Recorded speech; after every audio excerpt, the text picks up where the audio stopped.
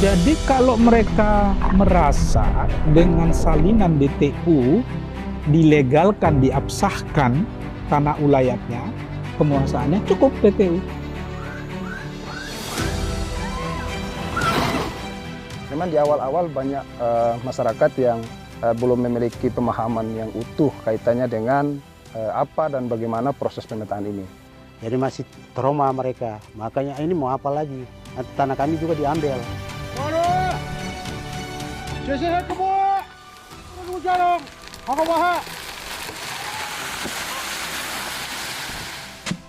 Mungkin orang tua susah payah kerja untuk anak, menyekolahkan anak-anak toh. Jadi harapan untuk anak-anak ke depan berhasil.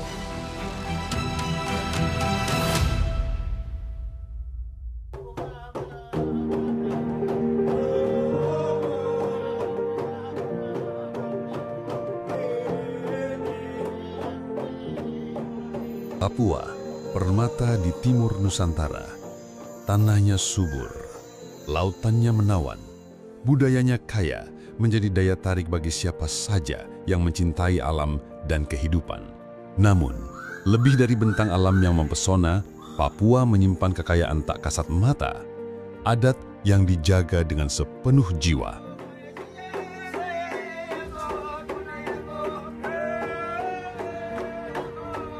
Bagi masyarakat adat Papua, tanah bukan sekedar pijakan.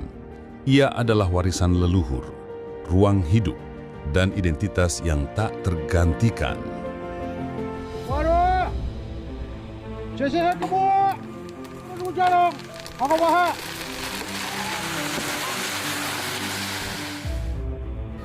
Tanah ulayat itu disebut kalau istilah di kampung itu tanah pribadi suku itu 5 orang struktur adat ini 5 orang itu yaitu Terang, Digino, Tegai, Bemei, Serom. Itu 5 perangkat adat yang memang tidak bisa dirubah.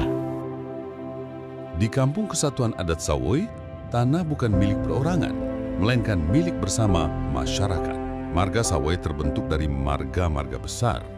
Mereka menyepakati batas wilayah dengan cara tradisional, menggunakan tanda alam seperti pohon, sungai, atau tanah yang telah dinamai oleh leluhur. Batas-batas itu hidup dalam ingatan, tidak dilukis di atas peta. Seiring waktu, melalui ikatan perkawinan dan saling percaya, tumbuh pula hak pengelolaan yang lentur antar marga, tanpa menghilangkan nilai adat.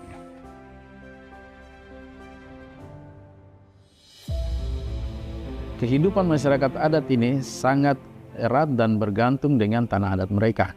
Mereka hidup dalam kelompok-kelompok masyarakat adat dan bergantung dengan tanah adat mereka. Tanah dan masyarakat itu menjadi satu kesatuan yang susah untuk dipisahkan, menjadi satu. Ada istilah tanah merupakan ibu dari masyarakat hukum adat. Tanah ulayat adalah tanah yang berada di wilayah penguasaan masyarakat hukum adat atau MHA, yang menurut kenyataannya masih ada dan tidak dilekati dengan sesuatu hak atas tanah dan bersifat komunal. Yang kita lihat selama ini terjadi akibat dari ketidakjelasan batas dan juga pemilikan tanah adat tersebut dan belum didaftarkan. Apabila ada sebuah kegiatan pembangunan ataupun ada kegiatan investasi masuk, disitulah mulai timbul persoalan-persoalan konflik antara masyarakat adat. Entah masyarakat adat dan masyarakat adat, masyarakat adat dan pemerintah, ataupun masyarakat adat yang dengan investor. Nah, ini tentunya menimbulkan gejolak dan krisis di wilayah Papua. Sekarang kita lihat di wilayah pegunungan, bagaimana konflik yang terjadi di antara masyarakat adat terkait dengan pembangunan pusat pemerintahan. Akibat dari belum adanya pemetaan masyarakat adat, saling klaim antar suku di dalam satu wilayah yang ada pembangunan, ada investasi. Nah, seperti itu. Salah satu upaya untuk melindungi tanah ulayat adalah melalui mekanisme pendaftaran tanah ulayat yang diberikan negara melalui Kementerian ATR BPN. Jadi awal mula kami masuk di Sawoi itu memang prosesnya sudah cukup panjang ya dari pemerintah daerah. Pertama kali masuk itu memang melakukan sosialisasi bersama dengan pemerintah daerah, kemudian ada juga teman-teman mitra CSO yang lain. dan juga para pemangku adat. Proses sosialisasi itu dilakukan di beberapa kali sebagai bentuk tahapan dari proses pemetaan itu sendiri. Jadi mensosialisasi dulu, kemudian masuk Lokakarya 1, mengumpulkan sejumlah fasilitator kampung untuk menyampaikan maksud dan tujuan daripada proses pemetaan itu sendiri.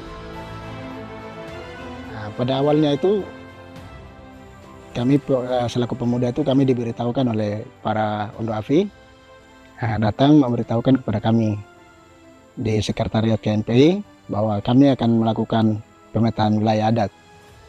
Nah, pada saat itu kami juga karena belum sempat mengetahui informasi, di mana pada saat itu dari GTMA juga pernah menyurati bahwa akan melakukan pemetaan. Di mana pada saat itu pada awalnya itu memang terjadi gejolak karena sebagian masyarakat itu belum memahami tentang pemetaan. Nah, mereka berpandangan bahwa bagaimana nanti kalau ketika pemerintah mengintervensi hak wilayah tanah adat kami, bagaimana nasib generasi kami ke depan. Bapak-bapak yang ada di kampung, artinya mereka rasa karena mereka belum tahu tujuannya seperti apa. Artinya sudah ada pengalaman mereka, tanah mereka sempat kehilangan, itu tanah transmigrasi Besom itu. Jadi masih trauma mereka, makanya ini mau apa lagi, nanti tanah kami juga diambil. Begitu. Memang di awal-awal banyak masyarakat yang belum memiliki pemahaman yang utuh kaitannya dengan apa dan bagaimana proses pemetaan ini. Karena banyak kasus misalnya banyak juga perusahaan-perusahaan yang mulai masuk, ada juga industri dan segala macam. Jadi masyarakat itu memiliki banyak pertanyaan yang perlu kita jawab. Tahun 2023, masyarakat adat Sawai menandai satu tonggak penting. Tanah ulayat mereka memperoleh sertifikat resmi dari negara melalui skema hak pengelolaan atau HPL. HPL adalah bentuk pengakuan hukum negara terhadap tanah ulayat. Lewat skema ini, masyarakat adat tidak kehilangan tanahnya, justru memperoleh kepastian hukum atas pengelolanya.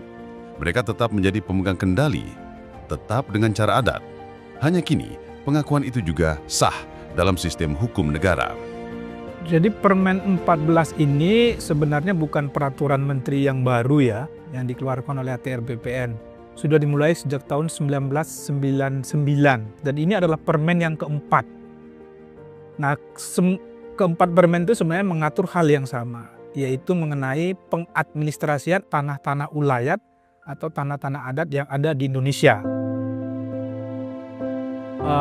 Yang harapannya outputnya ya pemerintah, kalangan swasta maupun publik mengetahui di mana saja keberadaan tanah-tanah ulayat itu, dan bagi pemerintah sendiri informasi mengenai keberadaan tanah ulayat itu akan dipertimbangkan dalam pemberian hak atas tanah.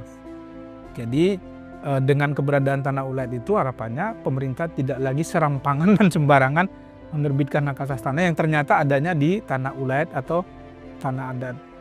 Bagi kalangan swasta ini penting karena mereka juga mendapatkan informasi ya, kalau misalnya mereka mau berinvestasi di satu tempat, di satu lokasi, nah mereka sudah dapat informasi dari awal apakah di lokasi atau daerah itu ada tanah ulayat atau tidak. Kalau mereka tahu di situ ada tanah ulayat, berarti mereka dari awal sudah bisa berpikir, oh saya nanti akan berurusan, berkomunikasi dengan masyarakat hukum adat. Jadi itu kira-kira isi dari permen itu. Perlu kita memahami pemikiran dan budaya masyarakat adat untuk bisa menyatukan dengan aturan-aturan di bidang pertanahan, sehingga masyarakat adat bisa menerima konsep daripada pembuatan sertifikat hak pengelolaan ini. Pertama itu dari dalam masyarakat adat sendiri, yaitu pemahaman mereka tentang konsep sertifikat tanah ulayat ini. Mereka masih berpikiran tentang sertifikat itu bisa dialihkan. Sertifikat itu akan menimbulkan tanggungan pajak seperti itu. Itu yang perlu kita pastikan. Bahwa sertifikat ini memang tidak bisa untuk diperjualbelikan, hanya bisa dikerjasamakan, investasikan, seperti itu. Kita harus bisa yakinkan mereka dengan melibatkan berbagai pihak. Karena pada awal kita masuk itu mereka juga menolak, ini mau bikin apa?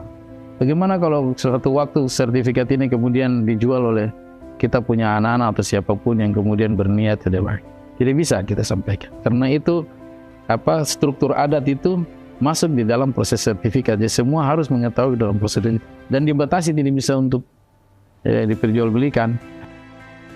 Pada saat kita gunakan alat namanya GPS itu untuk garis-garis itu masyarakat ini semua.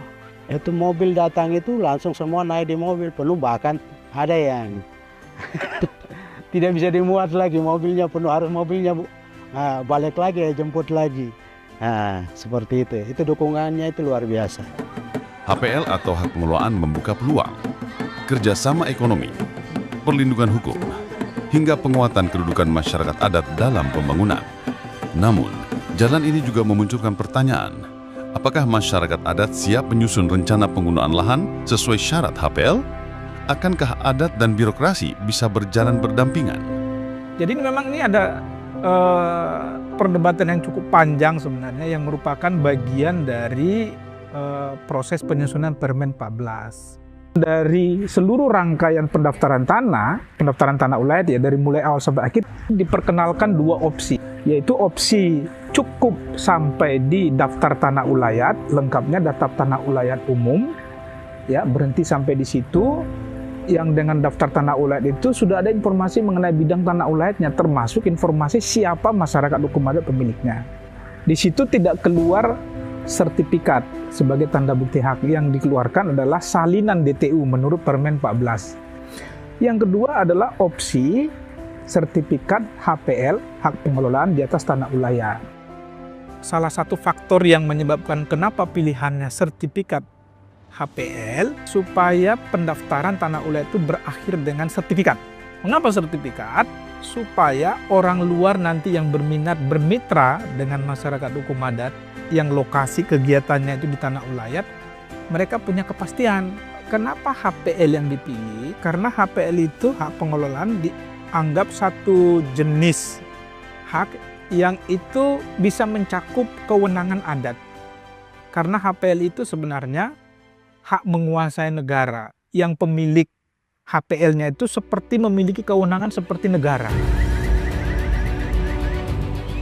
Negara memberikan ruang dan juga memberikan proteksi dan juga turut serta dalam program-program perlindungan dan proteksi kehidupan masyarakat adat seperti apa yang tertulis di dalam Undang-Undang Otonomi Khusus, perlindungan, pemberdayaan, proteksi terhadap masyarakat adat. Dengan pemetaan dan pensertifikatan tanah ulayat ini bisa jelas batas-batas masyarakat adat, bisa jelas ruang-ruang mereka, bisa jelas itu di mana tempat-tempat yang mereka bisa usaha untuk hidup, sehingga memperkecil atau mengurangi dampak konflik ataupun dampak-dampak sosial yang timbul di kemudian hari akibat dari ketidakjelasan batas-batas tanah adat. Jadi kalau mereka merasa dengan salinan DTU mereka merasa dilegalkan, diabsahkan tanah ulayatnya, penguasaannya, cukup DTU. Tapi kalau mereka merasa salinan DTU kan bukan tanda bukti hak yang kuat, bukan bukti kepemilikan yang kuat. Terus nanti kalau saya mau bekerja sama dengan pihak ketiga, terus pihak ketiganya menanyakan tanda bukti haknya, kalau saya tunjukkan salinan DTU dengan satu sertifikat, ini bagi masyarakat yang dari awal sudah memikirkan bahwa itu nanti dikerjasamakan ya dengan pihak ketiga. Nah itu mungkin bisa jadi pertimbangan dia kemungkinan akan memilih sertifikat HPL. Argumentasi lainnya karena untuk HPL itu tidak dikenal jangka waktu. Ya tidak seperti hak guna usaha, hak guna bangunan yang berjangka waktu. Jadi sisi positif yang dilihat oleh ATR BPN kalau nanti masyarakat hukum adat mendapatkan HPL dengan sertifikatnya, maka masyarakat hukum adat tidak perlu khawatir. Nanti ini setelah 20-30 tahun dilanjutkan atau tidak oleh pemerintah ini. Nah, itu argumentasi lain. Ya memang harapan masyarakat itu kan sangat tinggi, ya, ekspektasi mereka bahwa setelah ada sertifikat tentunya akan ada investasi, akan ada perubahan. Nah ini kan tentunya menjadi tanggung jawab dari banyak pihak. Kami di Kementerian Agraria kan bisa mendorong lewat program-program lintas sektor. Nah, situasi seperti ini yang kami harapkan itu perlu kolaborasi antara kementerian dan departemen. Kalau sebuah wilayah yang sudah diberikan penetapan wilayah dan didaftarkan sebagai tanah ulayat, sebaiknya itu didorong untuk bisa berkembang. Sehingga masyarakat mendapat manfaat, bukan saja mereka punya tanah dilindungi, tetapi tanah mereka bisa bermanfaat dan menjadi jaminan untuk kehidupan mereka. Tapi bagaimana pengakuan itu bisa berguna untuk pengembangan ekonomi kehidupan masyarakat adat, itu yang lebih penting setelah pasca kita melindungi mereka.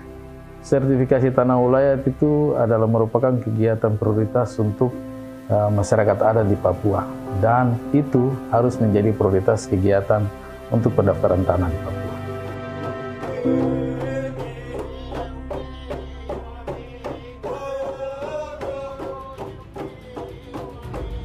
Yang pasti, sertifikasi tanah ulayat melalui HPL adalah awal, bukan akhir. Awal untuk menguji komitmen bersama antara negara dan masyarakat adat agar hukum positif tak menghapus hukum adat, tapi memperkuatnya. Semoga pengakuan ini tidak sekedar formalitas administratif, tapi benar-benar menjadi jembatan menuju masa depan yang adil, di mana tanah adat tetap lestari dan masyarakat adat berdiri tegak di atas tanah yang mereka cintai. Kami di BPN sebagai eksekutor proses penerbitan sertifikat tanah ulayatnya. Tetapi dalam proses pendataan, penelitian, sampai penetapan masyarakat adat, itu menjadi bagian dari porsi departemen yang lain.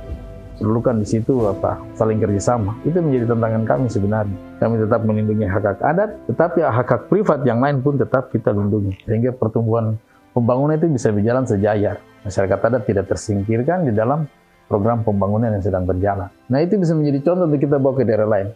Bahwa kalau pemerintah daerah siap, masyarakat adat siap, ini bisa selesai.